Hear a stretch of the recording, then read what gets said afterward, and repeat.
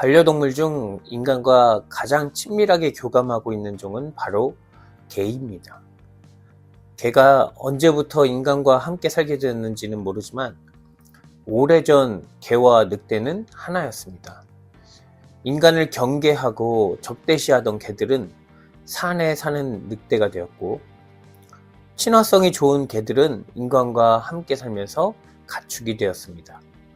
그리고 오늘날 늑대는 멸종 위기 동물이 되었고, 인간과 함께 살기로 한 개들은 개체수가 1억이 넘을 정도로 그 수가 늘어났습니다. 아무리 강하다고 하더라도 배타적이어서 고립된다면 그 공동체는 유지될 수 없고, 작고 연약할지라도 화목한 공동체는 오랫동안 건강하게 유지될 수 있습니다. 지금 당장 손해본다고 해도 정직하게 살며 많은 사람의 유익을 위해 일하는 것이 우리의 미래를 위한 일입니다. 이런 이야기는 다양한 경로를 통해 많이 듣지만 사람들은 잘 받아들이지 못합니다. 눈앞의 이익을 따라 사는 것이 더 나은 삶을 위해 확실한 방법이라고 생각하기 때문입니다. 지난주 본문에서 제자들도 보였던 태도입니다. 제자들은 서로 누가 더 서열이 높은지 토론을 했고, 예수님은 첫째가 되고자 하면 꼴찌가 된다. 어린아이같이 작은 자를 영접하라고 말씀하셨습니다. 이는 하나님을 알게 되면 높은 자리에서 얻는 기쁨보다 작고 보잘것없어 보이는 생명과 함께 진정한 기쁨을 누릴 수 있게 된다는 뜻입니다. 하지만 오늘 본문을 보면 제자들이 잘 알아듣지는 못한 것 같습니다. 요한이 예수님께 말합니다. 선생님, 우리를 따르지 않는 어떤 자가 주의 이름으로 귀신을 내쫓는 것을 우리가 보고 우리를 따르지 아니함으로 금하였나이다. 당시 예수님을 따라다니지는 않았지만 예수의 이름을 이용해 귀신을 내쫓는 일을 하는 사람들이 있었던 것으로 보입니다. 요한과 제자들은 예수님을 따르지 않으면서 그런 일을 하고 다니는 사람들을 못마땅하게 여겼습니다. 제자들은 예수의 이름으로 귀신을 쫓을 자격이 12제자에게만 있다고 보았기 때문에 자격증도 없으면서 마음대로 예수의 이름을 이용하는 사람들을 두고 볼 수 없었던 것입니다. 그래서 그들의 행위를 제지했고 이 사실을 자랑하듯 예수님께 전했습니다. 그러나 예수님의 반응은 제자들의 기대와 전혀 달랐습니다. 예수님은 내 이름으로 기적을 행했는데 누가 나를 욕하겠느냐 라시며 우리를 반대하지 않는 자는 우리를 위하는 자니라 라고 말씀합니다. 세상 이치는 그렇습니다. 내 자리가 안전하게 보장되는 게 우선이고 누군가 그 자리를 침범하려고 하면 쫓아내야 합니다. 교회들도 이런 경쟁에서 벗어나지 못합니다. 한국 개신교 교단이 갈라지기를 반복해서 현재 300개가 넘지만 신앙적으로 중요한 문제로 갈라지는 일은 많이 일어나지 않습니다. 알고 보면 사적인 문제들로 다투고 서로 머리가 되겠다면서 갈라졌습니다. 그러나 오늘 예수님은 내 이름으로 하나님의 능력이 나타났고 우리의 활동을 반대하지 않는다면 우리를 지지하는 사람이라고 말씀하시면서 조금 다르다고 적대적으로 대하는 제자들의 마음을 잡아주십니다. 그리고 지지하는 사람의 범위를 관대하게 넓혀서 말씀합니다. 41절 누구든지 너희가 그리스도에게 속한 자라 하여 물 한 그릇이라도 주면 내가 진실로 너희에게 이르노니 그가 결코 상을 잃지 않으리라. 사람들 생각에 아무 의미 없는 것처럼 느껴지는 아주 사소한 일이라고 할지라도 예수님을 마음에 두고 한 일이라면 반드시 그에 대한 상을 받을 것이라고 말씀합니다. 그리스도의 이름 안에서 행해지는 그 어떤 일도 결코 헛되지 않다는 뜻입니다. 물 한 그릇이라도 주는 행위가 반드시 상으로 돌아온다면 반대의 경우도 생각해 볼 수 있습니다. 42절 또 누구든지 나를 믿는 이 작은 자들 중 하나라도 실족하게 하면 차라리 연자맷돌이 그 목에 매여 바다에 던져지는 것이 나으리라. 예수님은 43절, 45절, 47절에 이어서 손과 발과 눈이 작은 자 하나에게라도 죄를 짓게 만든다면 잘라버리라고 합니다. 그 이유는 비장애인으로 지옥에 들어가는 것보다 장애인이 되어 영생에 들어가는 것이 낫기 때문이라고 하십니다. 경쟁에 몰두해 있는 사람들에게 작은 자들은 오히려 장애물입니다. 경쟁에서 이겨 살아남아야 하는데 가난한 사람들과 병자, 장애인, 소수자들을 돌볼 여유가 어디 있겠습니까?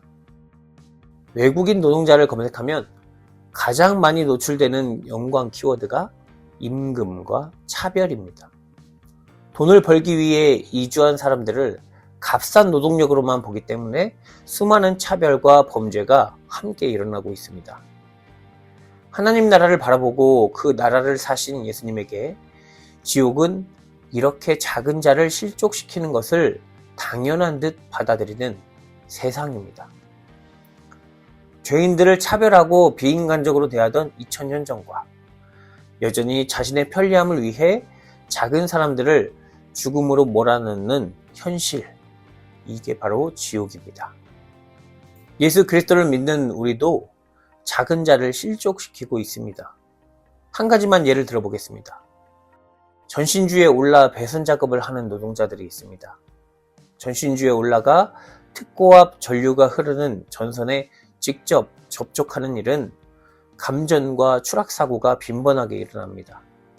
높은 전자파의 영향으로 암에 걸려도 직접적인 연관성을 확인할 수 없다며 산재 보상을 받지 못하기도 합니다.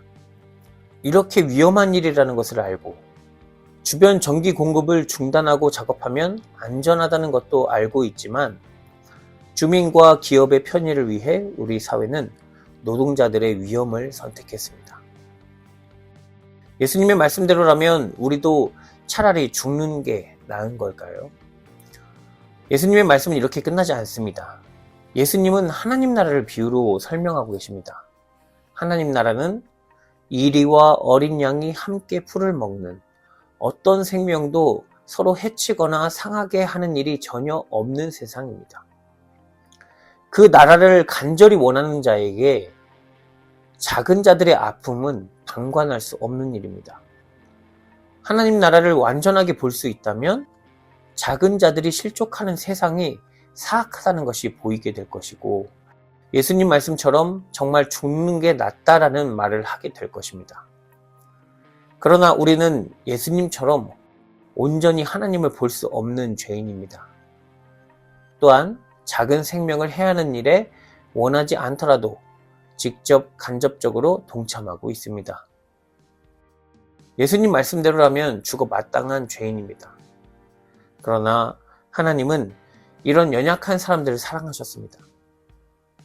예수님은 하나님의 마음을 정확히 아셨고 그 마음으로 이렇게 살 수밖에 없는 사람들의 처지를 불쌍히 여기셨습니다.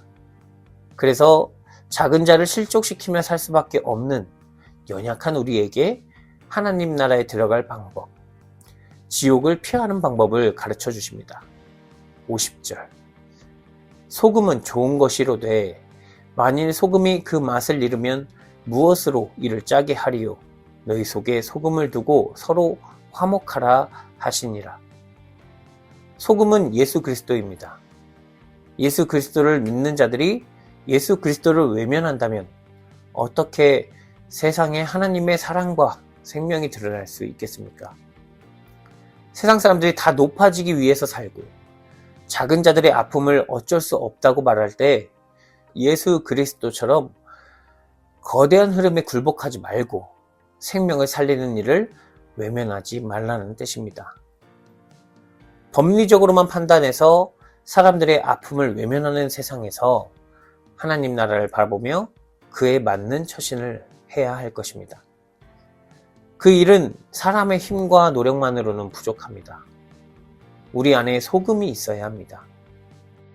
너희 속에 소금을 두고 라는 예수님의 말씀은 예수님이 어떻게 사셨는지, 그가 하나님께 어디까지 순종했는지 뚜렷이 바라보고 그에게서 드러난 하나님의 사랑을 경험해야 합니다. 그럴 때 우리는 세상의 모든 생명과 화목하기 위해 할 수 있는 최선을 다하며 살아갈 수 있습니다. 예수님이 그 나라를 온전히 사셨기 때문입니다. 그는 하나님과 하나이셨기에 세상의 유혹에서 완전한 자유를 누리셨습니다.